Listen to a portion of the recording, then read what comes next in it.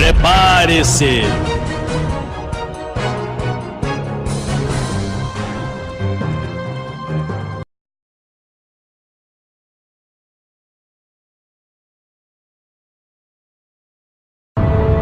No século XVII, o Papa Paulo V ordenou que documentos confidenciais da Igreja Católica fossem retirados da Biblioteca do Vaticano e a fechou para o público até 1881. Hoje, os arquivos secretos do Vaticano são fortemente guardados, e alguns pesquisadores acreditam que podem conter revelações tão explosivas que ameaçam a doutrina da Igreja Católica. Precisamos perguntar se a Biblioteca Secreta do Vaticano, cuja existência eles reconhecem, não possui relatos ou crônicas sobre contatos extraterrestres dos quais a Igreja Católica tem registro e sabe que ocorreram, mas mantém em segredo. Será que contatos com mensageiros alienígenas vêm sendo mantidos em segredo por uma elite dominante ao redor do mundo por talvez centenas ou milhares de anos? Talvez evidências deste contato possam ser encontradas onde a ciência e a religião se encontram e lutam com a verdade, ou, como alguns acreditam, tentam negá-la. Roma, Itália. 17 de fevereiro de 1600.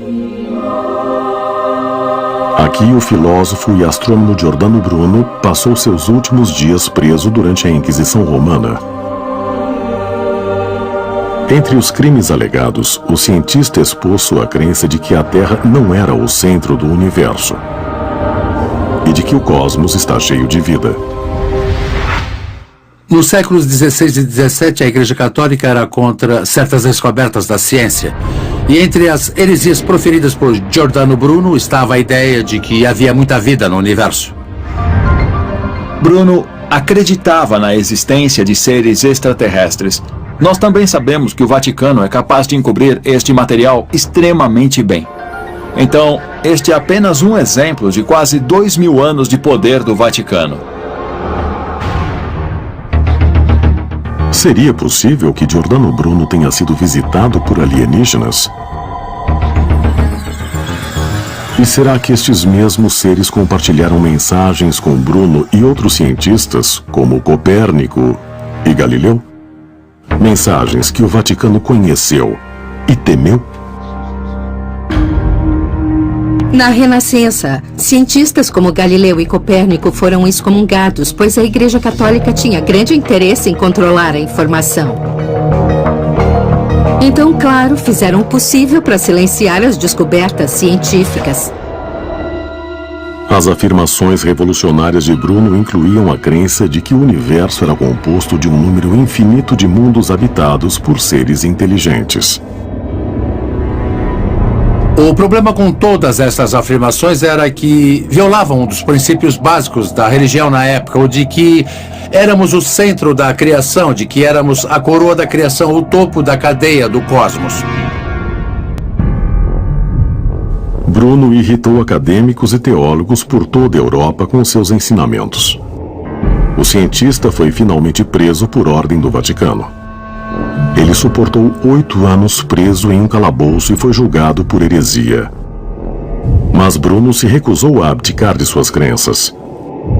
Por seus crimes contra a Igreja Católica, Bruno foi queimado em uma fogueira.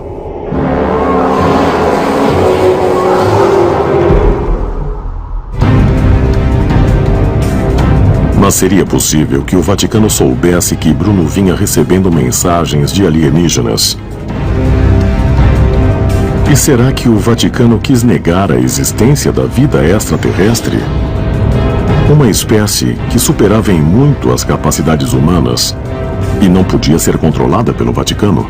A existência deste encobrimento aumenta nossa preocupação atual de que o governo e os cientistas possam estar engajados num plano para ocultar evidências de contato com extraterrestres. Os textos de Bruno foram condenados pela Igreja Católica e banidos por décadas. Muitos de seus trabalhos foram destruídos. Pesquisadores acreditam que as obras continham revelações de mensagens que ele recebera e o Vaticano queria ocultar. Mas será que as informações que Bruno supostamente recebeu dos alienígenas podiam ainda estar trancadas? Se for o caso, será que elas ainda representam uma ameaça à doutrina católica? Será que o julgamento de Bruno sugere um encobrimento pelo Vaticano? Talvez as respostas possam ser encontradas em uma pequena cidade no oeste de Portugal e a história de um milagre possa oferecer provas de que não estamos sós. Nos tempos modernos, existe a ideia de que há um pequeno e seleto grupo de pessoas que está encobrindo a verdade do resto da sociedade.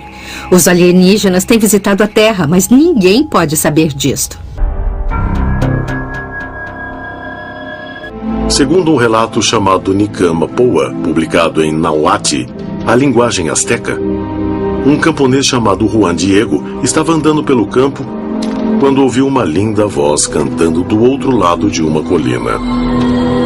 Diego subiu a colina e teve uma visão angelical.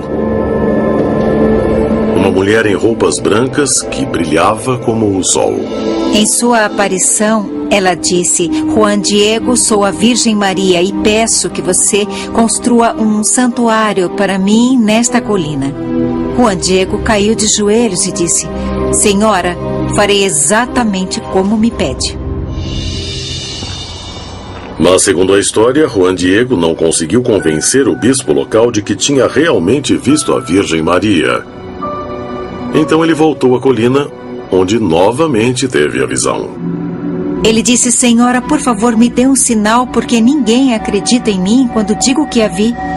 E ela disse: Juan Diego, abra sua manta. E então ele abriu. Aí ela encheu a manta com rosas. Ele levou as rosas ao bispo e o bispo caiu aos pés dele. Mas não foram as rosas que o fizeram crer na história de Diego. É que no meio da manta havia uma figura da Virgem Mãe. O bispo acreditou e construíram a igreja na colina. A manta existe até hoje. E apesar do frágil tecido, sua condição ficou comprovadamente intocada, apesar dos efeitos do tempo. Você pode ir à igreja hoje e ver a manta na parede. Ela não se degradou apesar dos mais de 400 anos ali, apesar de ter havido um incêndio e de ter havido uma explosão que entortou, comprovadamente, uma cruz de ferro. Mas a manta, ao lado da cruz, ficou intacta. Seria a imagem sagrada realmente evidência de uma visita da Virgem Maria? Ou haveria outra explicação sobrenatural? Além de a manta ficar inexplicavelmente intacta por centenas de anos, quem a estudou encontrou outras qualidades inexplicáveis. A mais bizarra está nos olhos da imagem. Com largura de 7 a 8 milímetros, o que se vê dentro dos olhos é um mistério extremamente enigmático. Parece que há pessoas ou personagens na pupila dos olhos. O rosto das pessoas que estavam ali quando a manta foi marcada por Nossa Senhora de Guadalupe em 1531. Mas se Nossa Senhora de Guadalupe realmente tiver origem extraterrestre, ela veio de um reino celeste ou de outro lugar? Não só os teóricos dos antigos astronautas creem que a visão de Juan Diego foi um encontro extraterrestre, mas até membros da igreja dizem que houve algo mais do que uma experiência religiosa. Nossa Senhora de Guadalupe é decididamente uma visitante celeste. Mas, em minha opinião, o que essa história diz discorda totalmente do que diz a Bíblia. De fato, ela disse que protegeria quem a venerasse naquela igreja. Isso significaria endeusar Maria, quando a Bíblia é muito clara. Só Deus pode proteger a quem o serve. Então, qualquer ser extraterrestre que peça veneração ou respeito não pode ser um anjo de Deus. Juan Diego pode ter testemunhado não só uma aparição, mas de fato viu um extraterrestre vivo, que veio por algum tipo de tecnologia avançada e cuja missão era incutir fé espiritual e anseio pelo divino. A ideia de que há outras entidades, seja de outras dimensões, galáxias, outros planetas, que estão controlando ou influenciando o que está acontecendo na vida na Terra é fascinante. E sempre temos que fazer a pergunta: quais são seus planos? São benevolentes? Estão aqui para nos proteger? Ou há outros planos? Há um plano para nos controlar? Há um plano para influenciar de modo negativo a maneira como vivemos?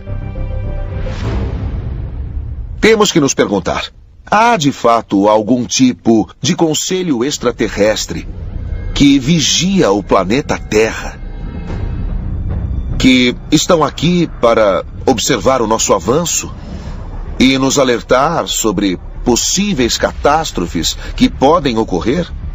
E será que, com sorte, ouviremos seus alertas?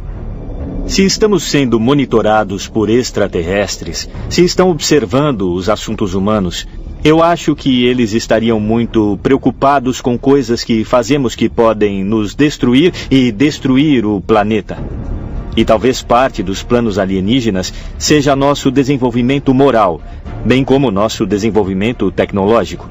Talvez seja nosso passaporte para integrar a Federação Galáctica.